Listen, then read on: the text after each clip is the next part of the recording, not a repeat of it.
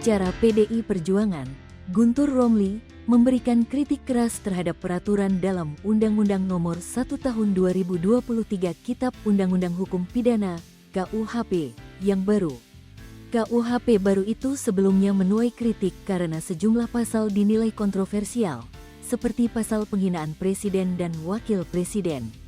Menurut Guntur, adanya pasal ini menjadi sinyal berbahaya bagi rakyat selaku pemilik sah Republik Indonesia ini karena rentan terkena kriminalisasi saat memberikan kritik kepada presiden atau wakil presiden. Ya benar, penghinaan itu beda dengan kritik. Tapi kalau orang dikritik merasa dihina, kemudian melapor, itu kan banyak yang terjadi.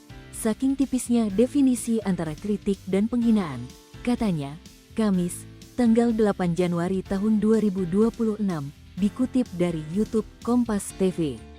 Lebih banyak menerima dengan perasaan, padahal itu jelas kritik, tapi dia merasa terhina, dia tetap aja melapor, sambungnya. Oleh karena itu, Guntur menegaskan bahwa hal tersebut menjadi persoalan besar di negeri ini.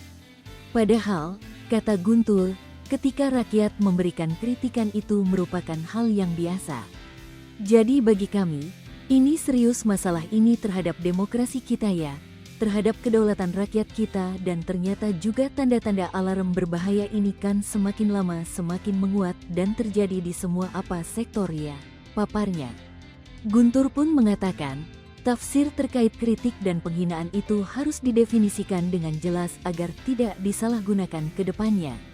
Jadi ini masalah besar ketika tafsir subjektif dari penyidik tidak ada kategori, tidak ada definisi, tidak ada kriteria yang jelas, akan sangat sulit membedakan antara kritik dengan penghinaan.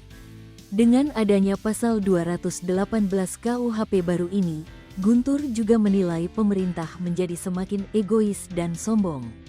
Bahkan, dia juga mengklaim pemerintah terkesan menjadi semakin berani melawan rakyatnya sendiri karena aturan ini.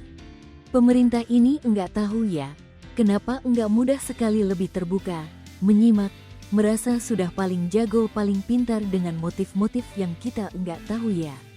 Nah, sekarang ketika sikap egois, sikap jumawa, sikap sombong ini terus-menerus dilakukan, ya sekarang ini yang terjadi.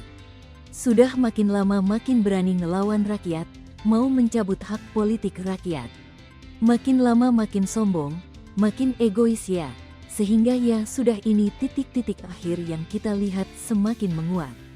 Pencederaan terhadap pemilik sah Republik ini yaitu rakyat dengan mau mencabut hak politik, mau mengkriminalkan orang yang melakukan kritik. Ini persoalan bagi kita di negeri ini, jelas Guntur. Guntur mengatakan, kini seakan-akan negara diadu domba dengan rakyat ketika pemerintahnya tidak mau mendengar masukan-masukan. Ya mungkin juga karena hasrat berkuasanya, ucap Guntur. Penjelasan tim KUHP Nasional. Anggota tim ahli KUHP Nasional, Albert Aries, menjelaskan bahwa kritikan dalam pasal 218 KUHP baru itu tidak dikriminalisasi dan tidak juga dipidana. Kritik sebebas-bebasnya tidak masalah, tetapi yang dikriminalisasi dalam pasal ini adalah perbuatan penghinaan, ucapnya, dikutip dari YouTube Kompas TV, Kamis. Apa itu penghinaan? Penghinaan adalah menista, mencemarkan nama baik, dan memfitnah presiden atau wakil presiden. Tapi jangan lupa, tidak akan ada proses hukum tanpa ada pengaduan yang resmi langsung dari presiden dan wakil presiden, imbuh Albert. Albert pun menegaskan, dengan adanya pasal 218 KUHP baru ini bisa menutup celah untuk pihak ketiga manapun yang mengatasnamakan kepentingan presiden untuk membuat laporan terkait penghinaan itu. Justru kita sedang memperbaiki keadaan praktik penegakan hukum yang belum baik di masa lalu dengan pengaturan pasal 218, tutur Albert. Wakil Menteri Hukum, Wamenkum, Edward Omar Sarif Hiarij atau Edi Hiarij, sebelumnya juga telah menyampaikan bahwa pasal 218 ini bukan bermaksud untuk membatasi demokrasi. Edi pun mengatakan bahwa dalam pasal 218 sudah dijelaskan secara detail dan meminta masyarakat untuk membacanya secara utuh. Tolong membaca pasal 218 ini sekaligus dengan penjelasannya. Penjelasan itu utuh. Dikatakan bahwa pasal ini sama sekali tidak dimaksudkan untuk mengekang kebebasan berdemokrasi, kebebasan berekspresi, termasuk di dalamnya tidak melarang kritik, katanya dalam konferensi pers Senin, tanggal 5 Januari tahun 2026. Mengapa kritik? Karena kritik dan menghina itu adalah dua hal yang berbeda. Jadi yang dilarang betul di dalam pasal 218 ini adalah menista atau memfitnah, sambungnya. Edi pun memberikan contoh penistaan itu melontarkan sumpah serapah untuk menghujat seseorang. Menista itu contohnya adalah ya kebun binatang keluarlah dengan menghujat seseorang atau memfitnah. Kalau memfitnah, saya kira dimanapun di dunia ini yang namanya memfitnah itu adalah tindak pidana, katanya. Sehingga, kata Edi, dalam pasal itu sudah mengatakan bahwa kritik tidak dilarang.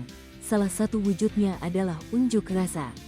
Jadi pasal 218 beserta penjelasannya itu kalau dibaca utuh maka terlihat jelas antara bagaimana itu menghina dalam konteks menista atau fitnah dan yang berikut adalah soal kritik itu, tegasnya.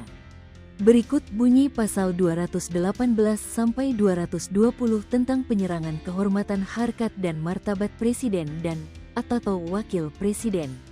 Pasal 218 L.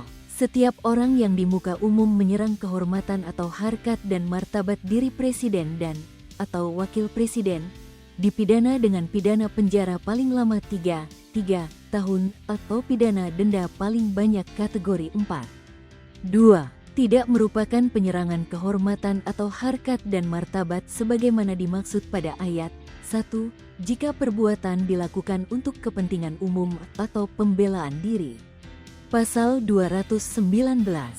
Setiap orang yang menyiarkan, mempertunjukkan, atau menempelkan tulisan atau gambar sehingga terlihat oleh umum, memperdengarkan rekaman sehingga terdengar oleh umum, atau menyebarluaskan dengan sarana teknologi informasi yang berisi penyerangan kehormatan atau harkat dan martabat terhadap presiden dan atau wakil presiden dengan maksud agar isinya diketahui atau lebih diketahui umum, dipidana dengan pidana penjara paling lama 4 tahun atau pidana denda paling banyak kategori 4. Pasal 220. 1. Tindak pidana sebagaimana dimaksud dalam pasal 218 dan pasal 219 hanya dapat dituntut berdasarkan aduan. 2. Pengaduan sebagaimana dimaksud pada ayat 1 dapat dilakukan secara tertulis oleh presiden dan atau wakil presiden.